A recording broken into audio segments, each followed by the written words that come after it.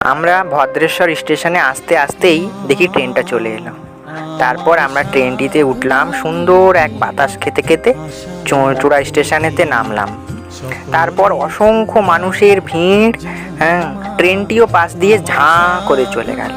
তারপর লাইনটা আস্তে আস্তে পার হলাম,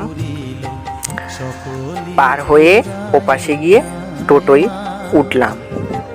হাই বন্ধুরা, আমার নাম শুভজিৎ ঘোষ। আমি কলকাতাতে পড়াশুনোর সূত্রেই থাকি। হঠাৎ করেই মনটা ভীষণ খারাপ হলো, তাই বলি বড় মার কাছ থেকে ঘুরেই আসা যাক। চঞ্চল মনটা মায়ের কাছ থেকে গিয়ে একটু শান্ত করে আসা যাক। এই বলে টোটোয় উঠে আমরা চলে এলাম ফেরিঘাটের কাছে। ফেরিঘাটটার নাম ছিল নৈহাটি বড় মা ফেরিঘাট। ফেরিঘাটে বেশি মূল্য নয়, 8 টাকা মূল্য দিয়ে টিকিট সংগ্রহ করলো আমার দাদা। তারপর আমরা দেখি ফেরিঘাটে পৌঁছতে না পৌঁছতেই চলে এসছে আমাদের লজ। তারপর আমরা লজে উঠলাম। সে কি অপরূপ দৃশ্য, মনটা যেন ভরে উঠল। গঙ্গা যেন এত সুন্দর, মানে মনটা যেন ভরে উঠল, শান্ত মনটা যেন একটু স্নিগ্ধতা এলো। তারপর সোনালি রোদ এসে পড়েছে গঙ্গাতে, যেন চারদিকটা সোনার মতো ঝকঝক করছে। তারপর এত সুন্দর গঙ্গাতে দুলতে দুলতে আমরা পৌঁছলাম মায়ের উদ্দেশ্যে। মনটা যেন মনে হচ্ছিল এক স্বপ্নের দেশে যাচ্ছি। তারপর অসংখ্য মানুষের ভিড় ঠেলাঠেলি বোটের মধ্যেই তারপর নৈহাটি বড় মার ফেরিঘাটে এসে পৌঁছলাম। এসে দেখি অনেক মানুষই সেখানে ঘাটে স্নান করছে, কেউ আবার মায়ের পুজো দেবে বলে ডন্ডি কাটছে। তারপর আমরা তো বাড়ি থেকেই চান করে এসেছিলাম, তাই আমরা আর চান করলাম না।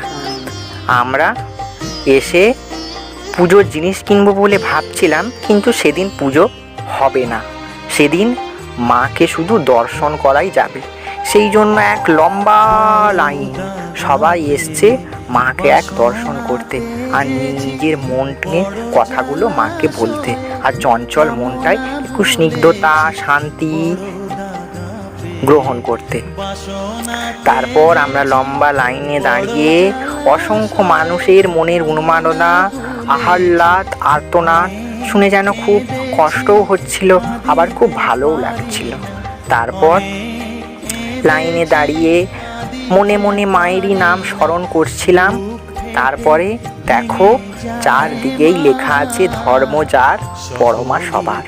সত্যি তাই, অসংখ্য মানুষ এসছে, অসংখ্য মানুষ।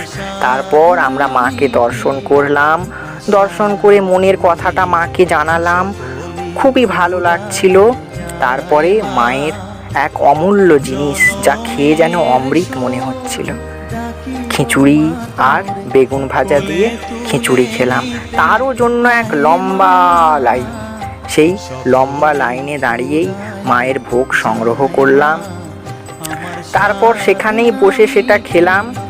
তারপর এক মাসিমার হাতে গোপালের ঠাকুর দেখেও খুব ভালো লাগলো।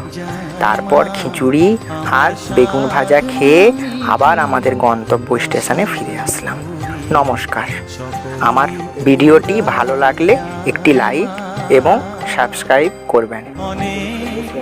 আমাদের কিছু ছবিও শেয়ার করলাম।